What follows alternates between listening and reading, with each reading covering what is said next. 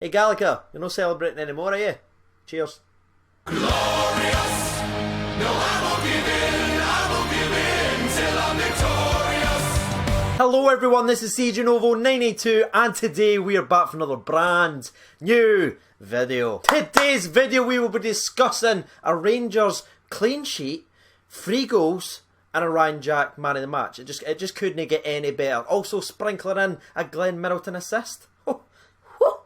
If you haven't done so already, please consider subscribing to the channel. As you can see, our progress to 55k is going tremendously well. So if you can help out, please consider doing so. And yeah, let's just jump right into this, shall we? 3, 2, 1. Rangers 3, Livingston 0. Now that is much better. Coming off the international break, you had Livingston, tremendously good defensive record. You've got Liam Kelly, who's just unstoppable just now, in goal, save after save after save. You've got Hockett, former Rangers boy, Livingston captain, just stomping teams out, stopping attackers. Then you had the Glasgow Rangers at Ibrox, and the way we started this game is exactly the way we should have started this game. Gone for it right away. The first goal came actually from a Glenn Middleton corner. That's right, Glenn Middleton just doing things. That's 3 starts now for Glenn Middleton.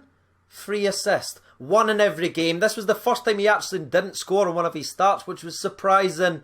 But let's be fair, Liam Kelly did stop him a couple of times with a couple tremendous saves. But the first goal came, like I said, from his corner. His set-piece delivery was just absolutely on point. And Daniel Candeias is a very, very underrated header because the goalie is actually coming straight towards him and he knows he's going to get cleared. But he's brave, stays in there and just does a glancing little header. Fantastic way to start off the game. All the talk was about Livingston and how good they are at set plays and they were going to score from a set piece. No. Rangers can actually do their jobs occasionally in set pieces. And now that we've Glenn Middleton on the field and taking them like that, there could be a hell of a lot more. And when that first goal came in, and that was what we needed to do, and it just got the crowd up, everyone was up and ready, and from there, it was just chance city. I thought Middleton and Daniel Candeias was doing tremendously well out in the wings. I thought their delivery, Daniel Candeias' delivery is very hit and miss, but today I thought it was on point throughout the entire game. And we created things, we genuinely created a lot of chances, but there is a wee negative I want to talk about really, really quickly. I know it's 3-0 and everything, great.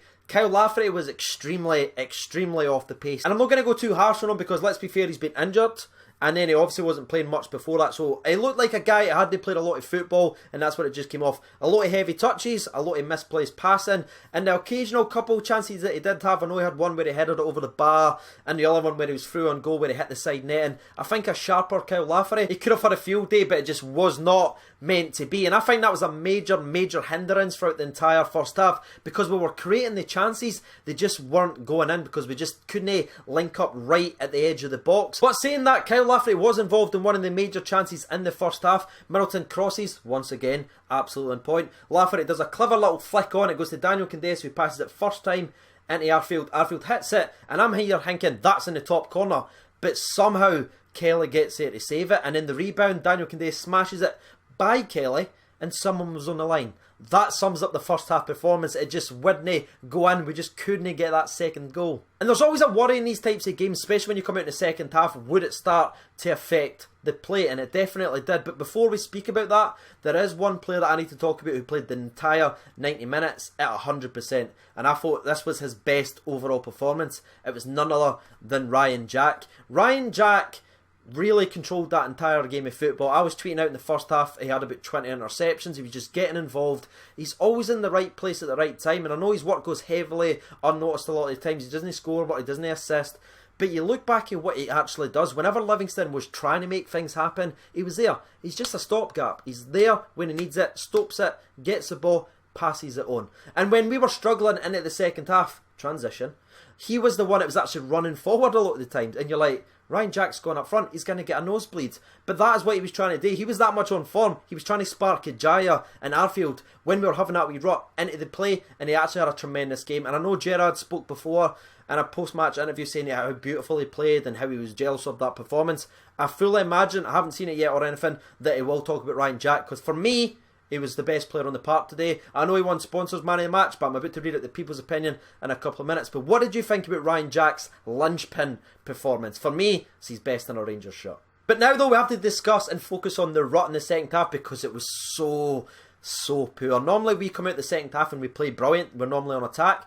it just didn't work. It was so sloppy in midfield. Ajaya, a couple of silly passes. I know he held the ball up a couple of times, but in the second half, the game honestly just passed him by. Arfield even started to drift out of it at the start of the second half. We just couldn't get anything moving, and Livingston continued to grow and grow, and they gave as good as they got. I know a 3-0 performance, if you missed the game, we smashed them. Livingston got stuck in their set pieces, their long throws. They had chances, but we had two centre-backs today absolutely in sync with each other perfectly, constantly communicating, and I thought they were brilliant. Honestly, Goldson and Gareth McCauley, who was getting his first start in a Rangers shirt, every time that ball came into the box, there was a block or a perfectly timed slide challenge, because what Livingston do with the long throws is they turn the back on the defenders and try and get the defender to do a silly, clumsy challenge. That way they can get a penalty. It's very clever play, but the both of them, it's almost like they were speaking to each other, no to do that, and they were just stood up, and whenever the Livingston player did turn round, it was a perfectly timed slide challenge. So I know they're not going to get a lot of credit, but I felt like I need to mention Goldson and McCauley. Very, very excited about that partnership. They looked absolutely amazing with each other. But now, it's time to talk about this turning point in the entire second half.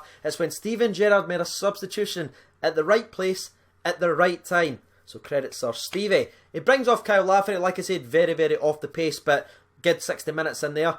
Hopefully, though, by the time we play Hearts, he plays a lot better, because Morelos is obviously suspended for Hearts. But Alfredo Morelos came on the field, got the ball, won it, and just absolutely sparked us into life. We've talked about Kent doing that a couple of times. He was the man in this game offensively to just get us going. And his goal, by the way, was absolutely brilliant. Round about the 83rd minute, like I said, it was all Livingston at this point. We couldn't kick our own arses, we just couldn't pass to each other. Morelos gets it, runs about 10-15 yards, gets inside the box and just smashes it by with his weak foot against Liam Kelly, who is one of the most informed goalkeepers in the league just now. It was a fantastic goal, it was vital, and I think you've got to give him a lot of credit for that, because last season he just, whenever these types of games would come, he would miss chance after chance, glaring opportunity. But this season you can see his general improvement, and he got us by the scruff of the neck, smashed the ball into the back of the net, went, there you are Rangers, there's your 3 points. And he wasn't even satisfied with just the goal. You could see the hunger in the old Buffalo. Gets out wide, drills it into the box, and Scotty Arfield with just a delicious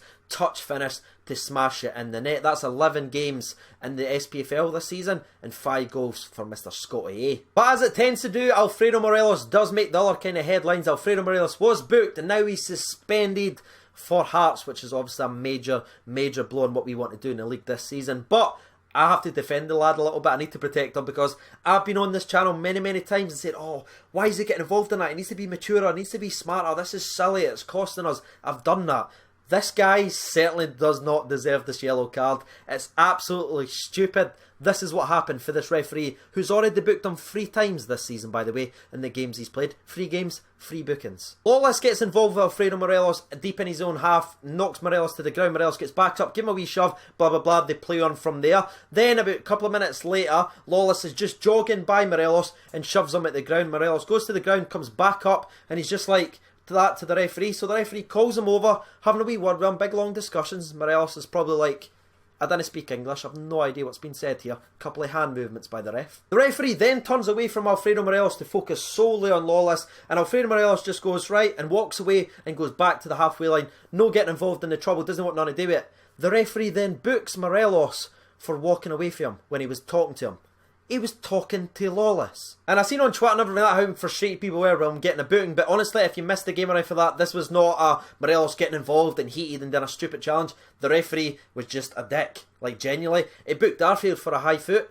3 minutes later, Livingston, exact same scenario, exact same height. No booking. This referee is garbage. It's not against Rangers. He's just dog meat. And that's actually going to be the breakdown of the entire game of football. Before we go any further though, I need to give a special shout out, because I've seen this tweet by Stephen McLaughlin. He sent me a message saying he watches my channel every night, all the time, and his missus just can't stand me, but she's forced to watch it now. She does the intro, she does the sponsor break, everything like that, and she can't stand me. So I thought that was very, very funny. So shout out to Chantel, good sport for getting involved in videos even though you don't like them, and shout out to Stevie as well for continuing the support. And that's going to be the end of today's fan recap on my type of things. If you don't mind getting involved, let me know what you thought of the game. Before we jump over and read out the people's opinion, however, it is time for a sponsor break. Let's tip the boys ahead of that performance, shall we? 3, 2, 1, sponsor break! So now, as always, this is my favourite part of every single video. It's reading your weird and wonderful tweets. 494 votes, and it's still got a wee bit of time remaining, so thank you so much for getting involved. Other got 3%. 16% voted for Daniel Candeias, 28% were voted for Alfredo Morelos, but with 53% of the votes, the people's man of the match is none other than Ryan Jack. Rampant Ryan Jack puts, Ryan Jack was rampant as usual. What a man, staying in character, I like it.